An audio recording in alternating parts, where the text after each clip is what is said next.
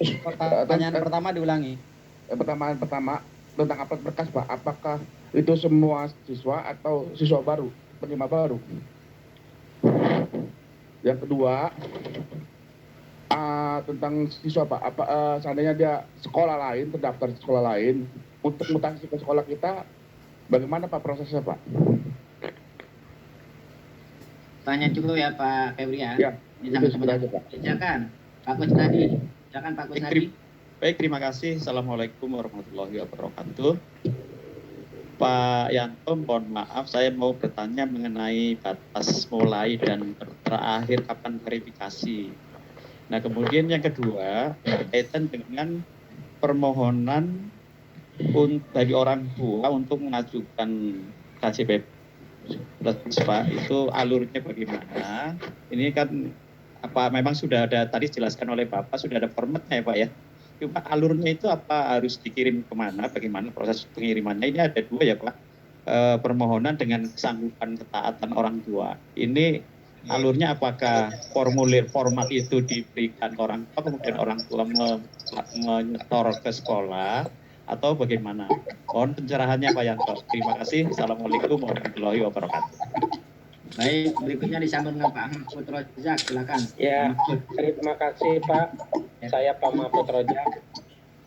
Mau bertanya, yang pertama terkait dengan DTKS Pak, itu bagi yang tidak ada datanya di di DTKS itu bagaimana? Kemudian yang kedua, kalau misalkan di data existing itu ternyata tidak ada, maka dia harus ke Pusdatin Jamsos yang ada di kelurahan. Nah, pertanyaan saya, kalau dia sudah ke Pusdatin Jamsos yang ada di kelurahan, kemudian tindak lanjutnya bagaimana Pak? Maksudnya diterima oleh Pusdatin Jamsos itu data otomatis masuk ke data DTKS di akun KJP kita atau bagaimana? Kemudian yang ketiga, untuk saya kan ini tingkat MI, kelas 6 ini bagaimana Pak? Otomatis kalau acuannya adalah existing data yang lama tahap 1 2020 kemarin, itu kan ada kelas 6 yang sekarang sudah kelas 7 gitu. Nah itu bagaimana? Terima kasih. Baik, cukup 3 penanya. Silakan Pak Yanto untuk menanggapi pertanyaan dari yang lainnya tolong di-mute ya. Yang lainnya tolong di-mute. Baik, terima kasih. Yang pertama tadi dari Pak Febrianto, upload berkasnya apa semua, apa tidak? Ya, jadi meskipun ini tidak ini Pak, kalau tidak upload, orang tua belum upload berkas terus menyebabkan ditolak, tidak, jangan ya. Tetapi targetnya tetap nanti semua upload berkas, karena meskipun nanti hanya sampling, itu nanti kita akan minta beberapa sekolah untuk melengkapi berkas ini, karena ini terkait dengan usulan pencairan. Itu BPKD itu selalu minta berkas itu meskipun sampling ya. Kalau semua nggak mungkin lah, hampir 1 juta ya, sampling beberapa sekolah biasanya kita minta. Sehingga kami berharap semua sekolah tetap bisa melakukan upload ini, meskipun itu tidak harus pada saat sebelum persetujuan, sambil jalan proses, sambil nanti di-upload. Kemudian kalau terdaftar di sekolah lain gitu ya, intinya begitu ya. Jadi intinya gini Pak, kalau misalnya anak itu masih datanya masih ada di sekolah Bapak, tetapi sebetulnya anak itu sudah pindah ke sekolah lain, Bapak Ibu bisa memberikan informasi kepada kami ya. Nanti kita yang akan mutasikan, karena memang mutasi ini tidak diakomodir di aplikasi ya. Jadi nanti bisa diajukan kepada kami, nanti di WA saja suratnya di WA. Kemudian kalau ada beberapa sekaligus kolektif di WA ke kami, nanti kami akan lanjuti. Kemudian batas waktu tadi dari Pak Kusnadi, ini memang jawaban ini pasti mencengangkan Pak, karena ini serba mendadak, serba mepet, bahwa kita tanggal 1 itu sudah harus mengumumkan Pak, dan itu sudah kita publish, bahwa tanggal 1 itu sudah diumumkan di sekolah masing-masing.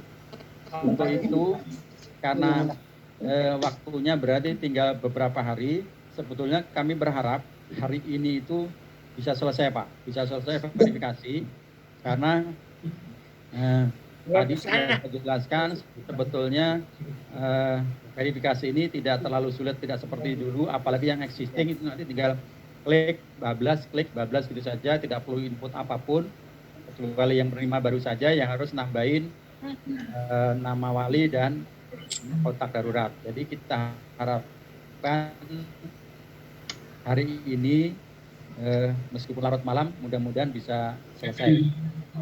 Alur uploadnya bagaimana? Jadi kalau alur upload ini tidak harus hari ini Pak, jadi bisa tadi seperti saya jelaskan bisa sambil berjalan.